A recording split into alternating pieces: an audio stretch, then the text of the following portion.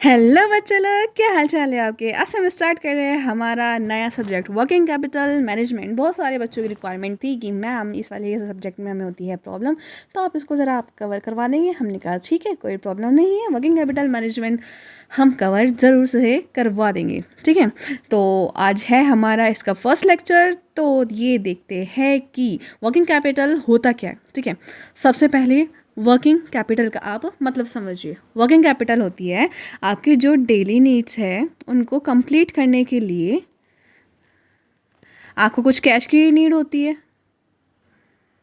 ठीक है, कुछ कैश की नीड होती है, तो उस कैश को ही मैनेज करना वर्किंग कैपिटल मैनेजमेंट कहलाता है। ठीक है, ये आपकी शॉर्ट टर्म के लिए होती है वर्किंग कैपिटल, आपकी मतलब डे टू डे वर्किंग के लिए।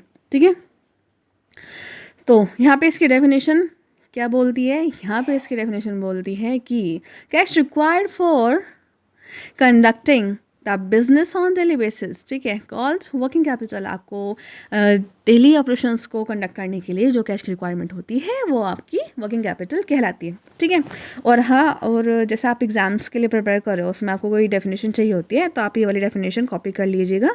ठीक है, ये स्टैंडर्ड डेफिनेशन है। Working capital is the amount of fund necessary to cover the cost of operating enterprise. बात वही है जो मैंने आपको ऊपर समझाई है। ठीक है, बस ये डेफिनेशन है आपको एग्जाम पर्सपेक्टिव से। नेक्स्ट है एसेंशियल आइटम्स। ठीक है, हमारे एसेंशियल आइटम सबसे पहले रॉ मटेरियल। भाई कुछ भी सामान बनाने के लिए आपको रॉ मटेरियल की ज़रूरत होती है। ठीक है, आपको वर्क इन प्रोग्रेस हो गया एंड फिनिश गुड्स।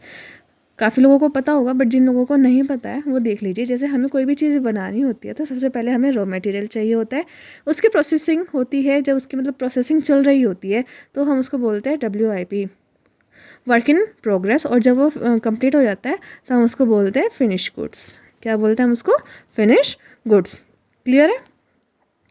नेक्स्ट हमें डेटर्स की ज़रूरत होती है। भाई एक बात बताइए, डेटर्स ने उधार पे हमारे से ले लिया है माल, हमारा गुड्स उन्होंने उधार पे हमसे ले लिया है, पर हमें अब भाई ज़रूरत है कैश की। अगर हमें डेटर्स से कैश टाइम पे नहीं मिलेगा, हमें पेमेंट टाइम पे नहीं मिलेगी, तो हम अपना काम कैसे करेंगे? ठीक है, और ऊपर से क्रेडिटर्स को कैसे मैनेज करने की ज़रूरत पड़ती है? वो इसलिए क्योंकि भैया आप देख लीजिए, आपके पास आपके वर्किंग के लिए 100 रुपीज़ है, आपको नीड है 90 रुपीज़ की, नीड है आपको 90 रुपीज़ की। भाई क्रेडिटर्स आके बैठ गए आपके सर पे कि भाई आप मेरे 80 रुपीज़ का यहाँ पे पेमेंट कीजिए। अब ये कैसे होगा भाई? 100 रुपीज़ आपके पास है, 90 रुपीज़ आपको चाहिए और 80 रुपये आप पे कर रहे हो, ऐसे तो नहीं होगा ना।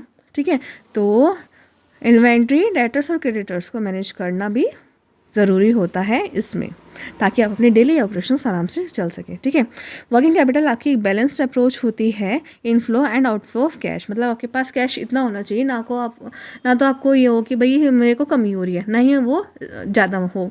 वो क्यों भाई? आप देख लीजिए, अगर कमी होगी तो हमने अब बता दिया कि भाई हम अपनी जो भी चीज़ है मैन्युफैक्चर नहीं कर पाएंगे। बट अगर सरप्लस होगा, अगर वो ज़्यादा होगा, तो क्या होगा? कैश ऐसे ही पड़ा रहेगा, कैश वर्थलेस पड़ा रहेगा, कोई फ़ायदा नहीं होगा। इसलिए तो आपके पास इतना होना चाहिए कि आपकी डेली रिक्वायरमेंट्स आराम से पूरी हो सके, और यही हमारा पर्सपेक्टिव होता है वर्किंग कैपिटल मैनेजमेंट को पढ़ने का। ठीक है, तो आज के लेक्चर में हमारा ये हो गया है कवर। नेक्स्ट लेक्चर में हम इसको आगे कंटिन्यू करेंगे। सो गाइज, मिलते हैं आपसे नेक्स्ट लेक्चर में। Till then thank you, take care. और हाँ, वीडियो को लाइक, सब्सक्राइब, शेयर करना बिल्कुल भी मत भूलिएगा।